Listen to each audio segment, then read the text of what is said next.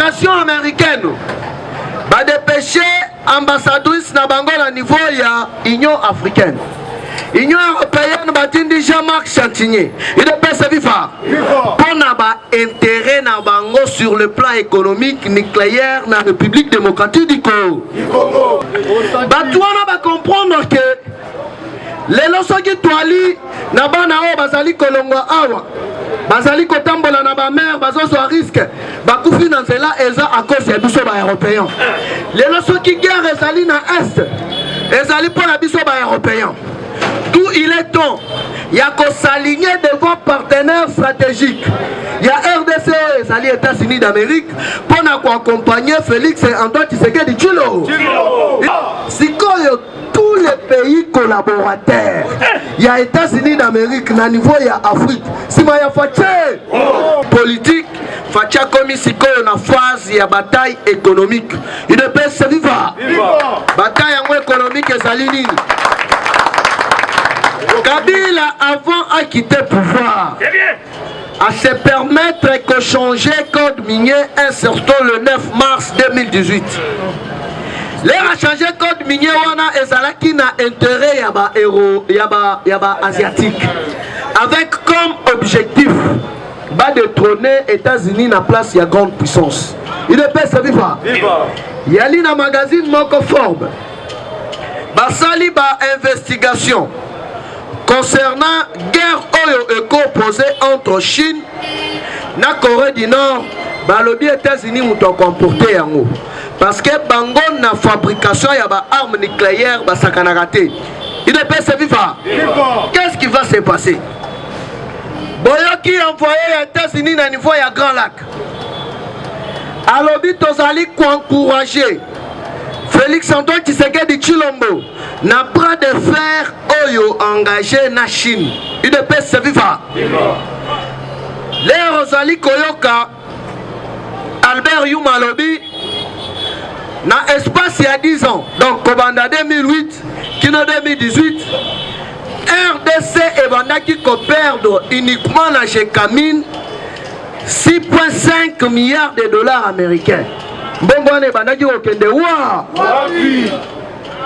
Alors que Tozali na réserve ya il Chikolobwe, Oyazali réserve ya Iranium, il ne peut se vivre. Partout au pouvoir vivre.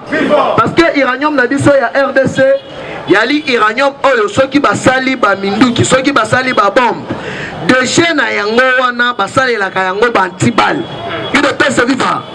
Et puis dans le monde des Alikaka na République démocratique du Congo. Il y a maintenant des contrats cachés Oyo Kabila signé Kinaba asiatique. Premièrement, pour Nako ravitailler tant qu'on fournir Bango, Iranium en désordre, cobalt en désordre, de sorte que comme on a une grande puissance sur le plan économique, Chine a comme une grande puissance sur le plan économique, à les États-Unis da.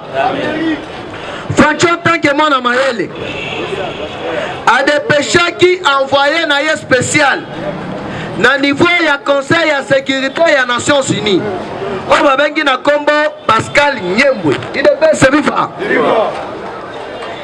Au Kamati Belgique, Angleterre, France, Russie, balaki na ba usine ya raffinerie ya or, ya cobalt, ya uranium na niveau ya Rwanda. Alors que Rwanda est moko azali na ba matière Rwanda, il ne peut se vivre. Ba usine wana et se retrouver kuna na lolenge ni. Administration américaine va dépêcher ambassadrice na bango na niveau ya Union africaine. Union européenne batindi Jean-Marc Chantinier. Il ne peut se vivre. Pour n'aba intérêt na bango sur le plan économique nucléaire na République démocratique du Congo. Bazali na choité, il faut pas appuyer mandat ya son excellence Félix Antoine Tshisekedi Tshilo. Il ne peut se vivre. Yango boyoka ki lobby communiqué ya Jean-Pierre Mbe. Alobaki nini toloba te. Nazo ebisa bino ki non sikoyo politique et combien les Tombola le boko kangaba. Il ne peut se vivre. Toyebisa ki bango nyoso ke no bakotuna ngu. Ngu na boya kata sa nini. Alobi tuna me. Même alobi na bango nini. Sabino politique et combien de avant de commencer nous na développement ya sujet na biso awa yoka communiqué à Jean-Pierre Mbemba. Pour Jean-Pierre Mbemba, il est très tôt d'évoquer les élections. Il estime qu'il y a des sujets brûlants et urgents. Cas de tueries quotidiennes dans l'Est à Beni et ailleurs dans le Kivu. Avant de parler de 2023, il faut d'abord commencer au préalable par résoudre cela. Guerre de l'Est et contrat mal négocié. D'où mes chers compatriotes, soutenons Félix Antoine Tshisekedi Tshilombo. Parce que en 2023, il y a un Facha Rosala candidat unique. Batunyoso oyo bali na posa ya ko postuler na 2023 na République démocratique du Congo. Basana ba dossier ya mesal na justice interne. Il est pas saviva. Parce que Jean-Pierre Yemoko ba ebisié lobby et pas Jean-Marc Chantigné ba lobby yo tio rodaye ata bourgmestre okokoma. Parce que casier na yo judiciaire ezalima soutenir Félix Antoine Tshisekedi Tshilombo. Parce que à bientôt là ba tout bateka ba minéraux ya RDC Bakatumbi Bakabila devant la justice. Leur envoyé spécial ya Fachi akei na niveau ya États-Unis Pascal Nyembwe. Donc, on a posé la vidéo en privé. L'air a posé problème au niveau du Conseil de la sécurité des Nations Unies. Et pour aller comme ça la point de presse. Il faut que nous hémorragie sur le plan international. Il est pas vivant. Batouba Puyaka guerre ya Est. Et quelques mafias aux États-Unis na niveau de l'Europe. Si quoi Europe na États-Unis d'Amérique, bah comme même moral, il faut pas contrer si quoi asiatique. Il ne peut se vivre. Bah mettre bango KO. Parce que les Européens basali na kanda, bah le biso bah tout au banda ma solo en Afrique. Biso bah tout au colonisé en Afrique. Mais tout le monde que notre politique na biso oh ya égoïsme. Ya konyo pour la ba africain. Selon Dengue lobbying oh le président actuel ya Union africaine engagé. Voyez pas continuer na politique wana ezali. Awa ndenge tozali koloba awa groupe ya transition ya Tchad inde na Congo baye kosala nini tombola loboko ngaba Fachibe to panza to bimisa to loba tombola loboko ngaba batuana ba comprendre que les leçons qui toali na bana o bazali kolongwa awa bazali kotambola na ba mère bazoso à risque bakufi na nzela eza à cause ya biso ba européen les leçons qui guerre ezali na est ezali pour la biso ba européen d'où il est temps ya ko s'aligner devant partenaires stratégiques ya RDC ezali États-Unis d'Amérique pour na ko accompagner Félix Antoine Tshisekedi Tshilombo il est pas vivant alors que Hippolyte Kanam a signé un contrat avec la Chine, le lobby ezali estimé à 250 milliards de dollars. Et ça qui me tient à RDC toali na budget à quand? Awa siko yoka. Chef de l'État a engagé un cabinet et un lobby international. A contacté Liboso Dominique Strauss-Kahn, ancien directeur de la FMI. Il est pas vivant. Yami Balé a accueilli Kokutanana Christine Lagarde. Ancienne directrice de la FMI. Il est pas vivant. Parce que FMI na Banque mondiale, Bango ba contrôle la transaction nyoso ya bambongo na monde. Il est pas vivant. Si on a niveau ya Asie, aujourd'hui Émirats Arabes Unis, aujourd'hui Qatar, aujourd'hui dans pays Arabie Saoudite, Bango bazalaka contre la Chine, politique na Bango na Corée du Nord. Si quand matali na nous ba transaction na ba bien oh ya ba régime criminel ba bomba na bamboka na bango fallait qui ba soutenir ba partenaire na bango États-Unis da leur fatia ke na niveau ya nini ya Qatar ba remettre ye liste ya ba criminel nyoso économique il est pas vivant Chine ye na ebandeli nanu atindi ministre na bango ya affaires étrangères baya bakutana na Faci yo omonaka ministre ya affaires étrangères ya Chine ayaka pamba pamba idepesa viva mais ministre ya affaires étrangères ya Chine aye inde kokutana na Faci oteno comme quoi denge sali wana tala na prédécesseur na yo to signaki partenariat ya ko exploiter ba minéraux et puis contrat ezali à 220 milliards de dollars denge sali wana to soldat qui de nini ya liboso to pesa qui na nous branche ya liboso 70 milliards de dollars to lingi to continuer na sans wana Faci tangi contrat bakomi na hi ida pesa viva atali a étudier yango alobinga makambo oyo na yebi yango i politique na basalaka na kingaka bokende bolanda ye kuna bosila ngai c'est le peuple da c'est le Congo da et indaka te sali nini ida pesa viva ce que moni mwana soso azali kovimba na yeba ke no mama na ye azali na si directeur général ya Pentagone, cher combattant ça Rohinda. Alors s'il faut déclencher la 3e guerre mondiale pour la République démocratique du Congo, Togosalaya. Il est pas viva. Si tous les pays collaborateurs, il y a États-Unis d'Amérique, na niveau il y a Afrique. Si moi y a Faci, awa ndenge na likoye bisabino awa, kalamingite 12 pays.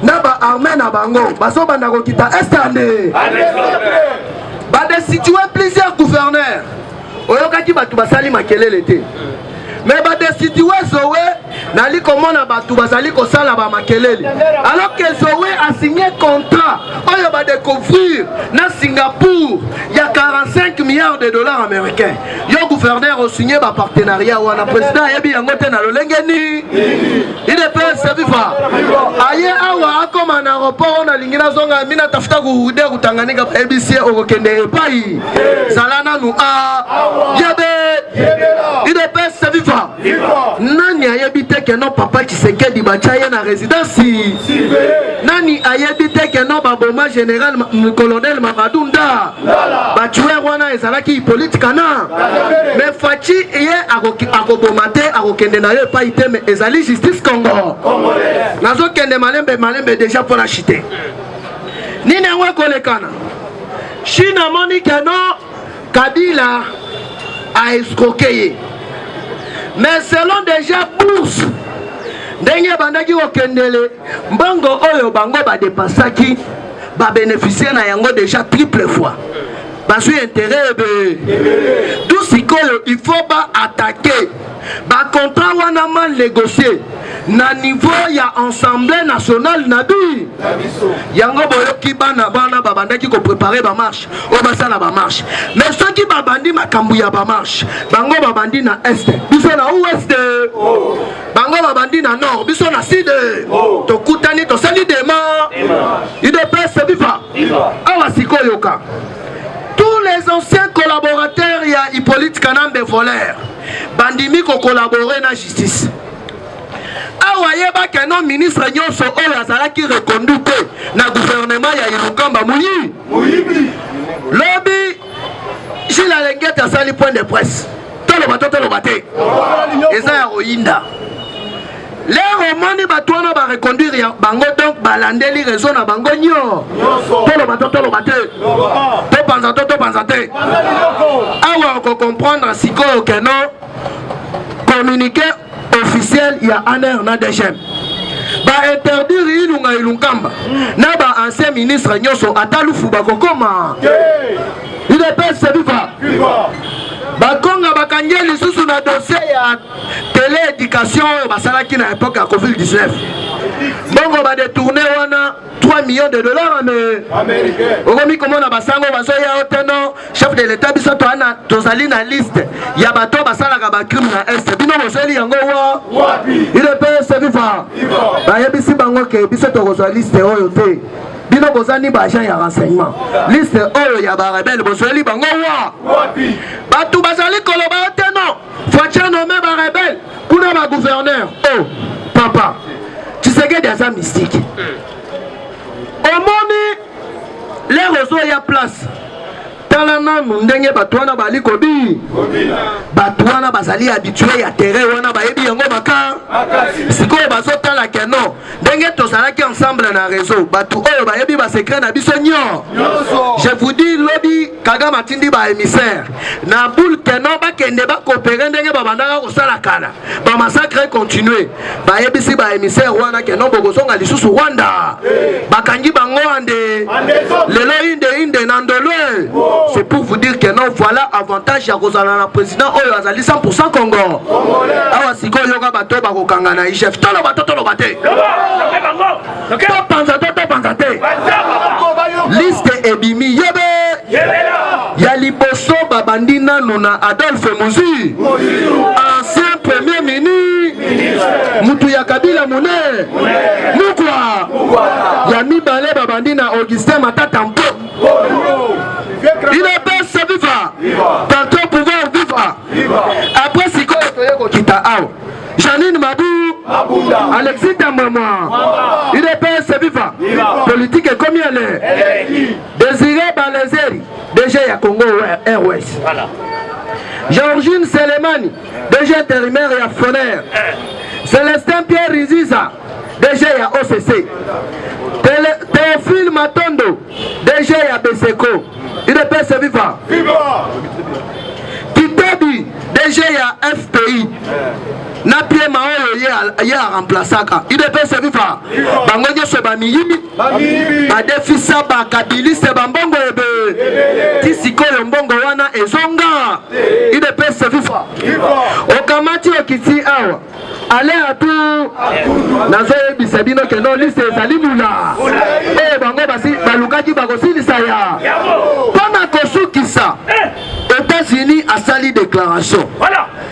Alobi bazali prêt à engager la 3e guerre mondiale pour la République démocratique du Congo. Et puis tant que va récupérer nos intérêts, il y a peuple congolais, n'a pas intérêt na bango parce que le monde diplomatique, le monde politique et le monde qui a intérêt. Tant que va récupérer nos biloko wana tête c'est que de la kaka prêt. Et puis on zali nango transition sans Kabi. On reçoit l'opposition tchorole. Gaïna binolo.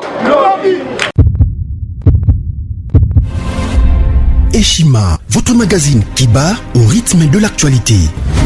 Retrouvez la nouvelle édition.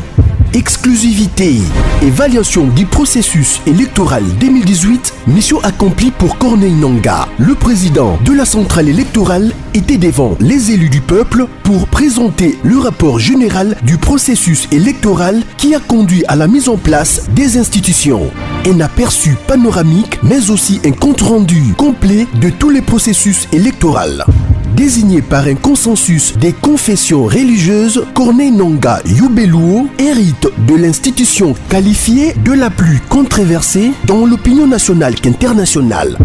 Jouissant d'une expérience en matière électorale de près de 20 ans, dont plus de la moitié passée au sein de la centrale électorale congolaise, Corneille Nangaa Yobeluo présentait inéluctablement les profils idéaux pour diriger la CENI. La révolution de la machine à voter, une innovation qui a permis l'organisation inédite et la fiabilisation des résultats des scrutins directs combinés présidentiels, législatifs nationaux et provinciaux de décembre 2018. Aujourd'hui, personne n'en dédie le bon fonctionnement. Corneille Nangaa est considéré aujourd'hui comme acteur majeur de l'alternance. Focus économie. En vue de faciliter la traçabilité, de lutter contre la fraude et la corruption, la Direction générale des impôts, DGI, numérise la procédure de déclaration et paiement d'impôts. Sonas, Bonieme Ekofo soutient le leadership féminin au sein de son entreprise. Découverte. Après 3 décennies dans le travail législatif, Christophe Lutundula intègre l'exécutif national. Zoom sur la gratuité de l'enseignement primaire. Qu'en restait-il? À lire également les alliances, atouts et faiblesses de la politique en RDC. Zlekaf, que gagnerait la RDC? CPI, l'illusion d'une justice internationale équitable. Culture, Mwanankazi, un statut familial particulier. Retrouvez l'intégralité du magazine Eshima dans les kiosques. Eshima Magazine, un nouveau standard d'information.